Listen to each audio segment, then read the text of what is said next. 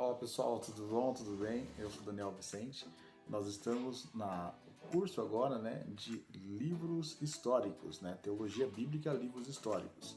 E só para menção, né, de como será desenvolvido o conteúdo, está desenvolvido em 4 módulos, a saber, de 40 aulas, então 10 aulas por módulos, um pouco mais, um pouco menos, né?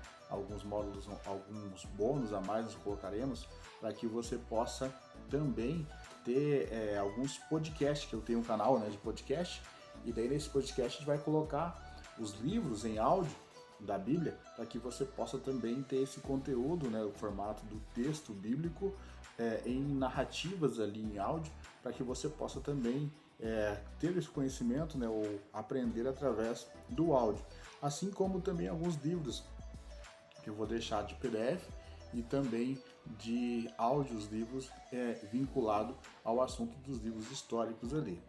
Para dar início, então, né, a gente vai começar falando sobre o primeiro livro histórico, que são uma sequência de 12 livros históricos, no texto do Antigo Testamento, conforme a história do povo de Israel.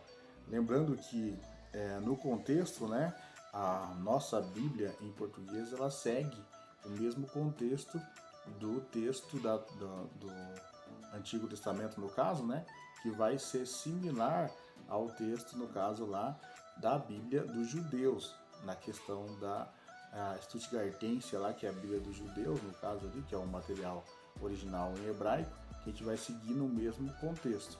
Ou seja, são 12 livros históricos e dentre os livros históricos, no caso, a diferença é que os nossos livros são somente os textos históricos ali, e no texto do questão do agrupamento, na questão hebraica, eles colocam os livros históricos juntamente com os livros dos profetas. Então a gente não vai fazer isso, vai seguir a nossa linha, no caso ali, de interpretação, né, portuguesa brasileira, seguindo os textos históricos do nosso grupo de livros, que é os textos ali a partir do texto de Josué, no caso ali, que é o primeiro livro histórico, até lá na frente, o livro de Neemias é o último livro histórico na nossa sequência. Só coloquei isso para ter de característica, né? Às vezes as pessoas perguntam, mas como que eles entendem a história lá, né? Então, eles entendem a história lá colocando os profetas juntamente com os textos que nós denominamos como históricos. Por exemplo, o livro de Reis, o livro de Segunda Reis, são livros que nós vamos ter como históricos. Lá no terceiro módulo a gente vai falar mais sobre isso, e que no caso deles, eles colocam esses textos, digamos assim, como se fosse o texto já histórico juntamente com o mesmo grupo. Então só essa diferenciação. O primeiro livro histórico então vai ser o livro de Josué. Só que a gente tem que lembrar, né, antes de chegar no Josué, como que veio essa história de Josué e o texto que ele traz, né? Ele complementa, na verdade, os textos da Torá, que é o texto do Pentateuco, que eu quero já te deixar, né, recomendado. A gente tem um curso também que a gente fala especificamente do Pentateuco. Nosso projeto é trazer uma teologia bíblica, e teologia bíblica é estudar o texto dentro do texto. Então a gente tem um curso específico do grupo chamado Pentateuco, né? Que daí a gente aborda os livros desenvolvidos por Moisés ali. Gênesis, Êxodo, Levíticos, Números e Deuteronômio. 5 livros do Pentateuco nesse outro curso. Então, nesse curso agora específico, a gente vai estar falando sobre os 12 livros agora dos livros históricos. E Josué, tem que lembrar porque ele vai, na verdade, complementar ali as questões que Moisés já iniciou. Então, só relembrando, o povo está 400 anos, né? Ali no livro de Gênesis, no final do livro de Gênesis, vai mostrar que o povo ficou refém no Egito, né? Ali entrou com José no Egito e acaba ficando ali então no Egito, depois de José, mais 400 anos, aonde que eles entram com José, que foi o príncipe do Egito nesse sentido, de poder ser um governante ali, uma pessoa com várias posses, né? O segundo homem do Egito foi José naquele período que ele estava vivo. Só que depois que José faleceu, tem a questão ali que a história vai estar explicando, que vai nascer lá na frente dois Egitos. O Egito era um só, uma coroa só, a coroa vermelha e a coroa branca. Nasceu lá no Egito essa figura, né, de imagem. E daí a coroa, depois que José falece lá na frente, acaba dividindo o rei. Ele tem um rei do sul, um faraó do sul e um faraó do norte. E depois de uma outra geração, esse faraó diferente ali agora do sul pega e acaba dominando novamente o Egito, unindo o Egito em um só. As duas coroas então se unem. E desse faraó que na segunda geração depois de José vai assumir o governo no Egito, ele vai ser um faraó que vai ser mau para com todos os povos que são diferentes. Entre os povos diferentes ou estrangeiros, tem o povo de Israel, os judeus, no caso ali, da família de José, que agora tem um grupo muito grande, né? Então José entrou sozinho, né, como escravo ali, naquele sentido, Deus exaltou ele, levou ele até ser primeiro-ministro. Depois ele vai trazer a sua família, depois da história narrada no Gênesis, e vai entrar ali então 70 pessoas da família de José naquele sentido. Só que como nós sabemos, né, que o povo de Israel é muito fértil nesse sentido, e logo esses 70 viram centenas e depois milhares de pessoas.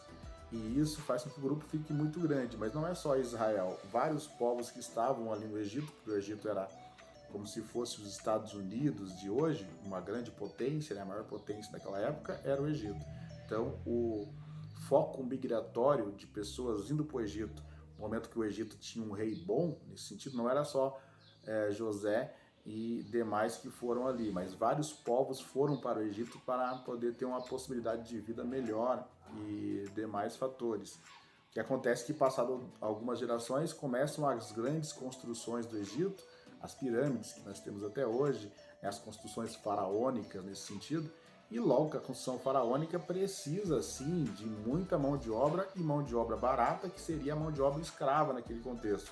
E esse, então, segundo rei depois de José, ele acaba tendo a grande ideia, digamos assim, de escravizar para ele, no caso, né, a grande ideia para ele, de escravizar os povos que estão ali e que, na verdade, não são egípcios, né, de linhagem, de família. E daí acaba tanto Israel como vários outros povos sendo escravizados. E passado, então, esse tempo de escravidão, né, esse tempo do segundo rei, outros reis vêm na sequência, né, ali, governantes vêm na sequência, e daí esses governantes acabam colocando mais julgo sobre os povos escravizados, a ponto de chegar o tempo de Moisés. Daí Moisés, né, narrado nos textos de Êxodo, vai falar sobre isso. Ele vai nascer e vai também, né, ser abençoado por Deus, vai viver no palácio, aquela história que você já sabe. E durante 40 anos ele vai viver como rei, como o faraó ali, príncipe do faraó ali também, né? Só que ele sabe que a sua família, ele é um adotado, então uma pessoa que não é de linhagem ali, que a família dele é um povo que está sendo escravizado.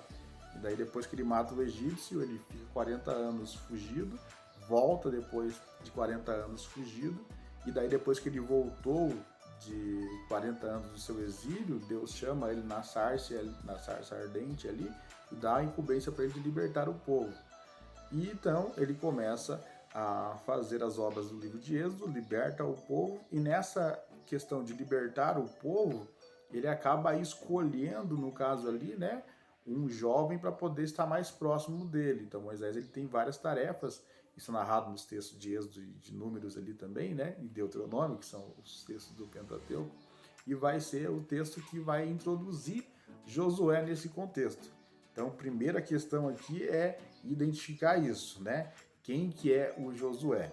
O Josué, a primeira menção ou aparição do nome dele vai aparecer ali no livro de Êxodo, no capítulo 17, que vai falar, vai chamar ele de Oséias, no caso, que é o primeiro nome dele.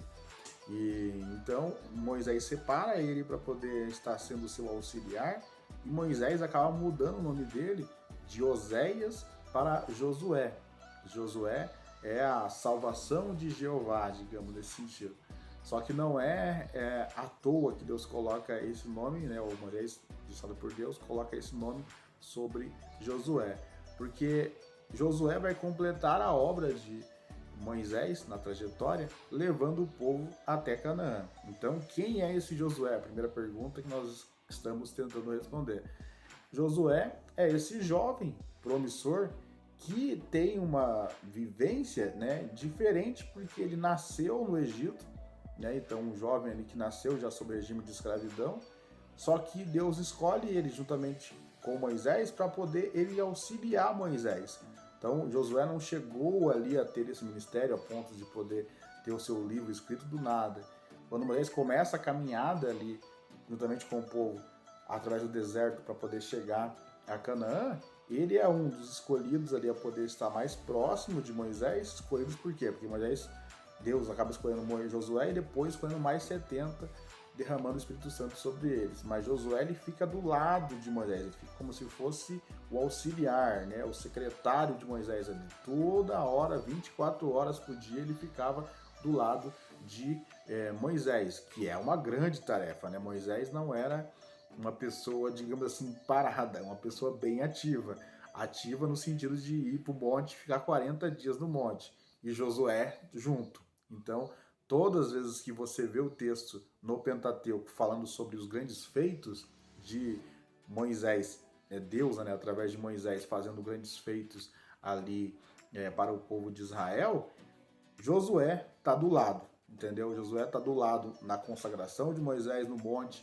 Todas as vezes que Moisés sobe no monte para poder receber a orientação de Deus, para poder direcionar o povo, nas perseguições que Moisés teve em função do povo e contra ele, Josué estava do lado e sem esmorecer nesse sentido de poder abandonar o barco, não. Josué sempre ficou do lado de Moisés e aquilo que Deus direcionava para Moisés fazer, Josué ia junto e fazia junto. Então, esse período que ele ficou ali também foi de grande luta, sim, chorou e se alegrou juntamente com Moisés, mas que levou ele depois a poder ter a grande incumbência de ser o sucessor de Moisés, que não é qualquer coisa, é muita, muita coisa mesmo, né, que Moisés vai estar deixando ali de legado, de responsabilidade, e que Josué está totalmente preparado. Então eu narrei rapidamente, né, o capítulo 17 ali vai ser a primeira parte, aonde que cita, né, na verdade, ali o primeiro ato que Josué aparece, né? Moisés introduz, então, Josué nesse sentido de escolhê-lo e depois de modificar o nome dele de Oséias para com Josué, o novo nome ali desse Oséias, que vai começar a caminhar com Moisés, e nessa caminhada, juntamente com Moisés, vai levar os 40 anos, enfrentar tudo que Moisés enfrentou, ele enfrentou juntamente, e depois vai fazer com que ele venha a ser exaltado, sendo aquele que sucede Moisés. Só rapidamente aqui, quero só lembrar mais um fator, né, que quem é o autor do texto ali de Josué? Então nós agora estamos estudando teologia, né? Nós temos que entender também alguns pontos, né? Josué ele vai fazer as suas grandes narrativas ali, né? Mas ele não vai escrever todo o livro. Então isso a gente vai definir, a gente vai ter mais aulas na frente, a gente vai pegar texto por texto. Teologia bíblica é isso. Teologia bíblica a gente vai pegar texto por texto do livro de Josué e dos demais livros e vai estar lendo ali um pedaço do texto e eu vou estar explicando, né, o que está acontecendo nesse texto, quem escreveu, por que não escreveu, e daí a gente vai identificar alguns pontos diferentes também. Por que eu falo isso? Porque nós temos, né, digamos assim, segundo a tradição, de que Josué foi o autor de todo o texto. Por isso que o livro leva o nome dele. Mas não é somente isso. Parte do texto de Josué, né, outros redatores adiante, lá na frente, os cronistas. Crônicas são cronistas, pessoas que olham para o texto, professores ali, escribas, que olham para o texto e aí acabam completando o texto também nesse sentido, como Josué fez. Josué pegou o texto de Deuteronômio, né, e completou os últimos textos ali, possivelmente. Por quê? Porque mostra ali a narrativa de Moisés indo para com o Senhor, né? Moisés foi transladado nesse sentido. E daí quem escreve isso? Moisés, ele mesmo escreveu ali que Deus veio e levou ele para... Não. outra pessoa escreveu, possivelmente Josué. Assim acontece com Josué também. No texto de Josué, lá nos finais, nos últimos textos, outra pessoa completou ali a história, porque Josué é diferente, morreu, né, e vai ser arrebatado juntamente com a igreja nos últimos dias. Mas isso só para lembrar, né, que o nome do livro é o personagem principal do texto. Não quer dizer ferreamente que ele escreveu todo o texto. Então isso a gente vai identificar vendo cada um dos textos ali adiante. Né, o capítulo 24 lá da frente, né, mostra ali, né, pelo menos parte dele, sim. A maioria das histórias contadas ali foi Josué que escreveu. É só uma introdução rápida para que a gente venha crescer cada vez mais na graça, no poder e no conhecimento de Deus. Eu te aguardo no nosso próximo vídeo. Deus te abençoe, tamo junto e é só o começo.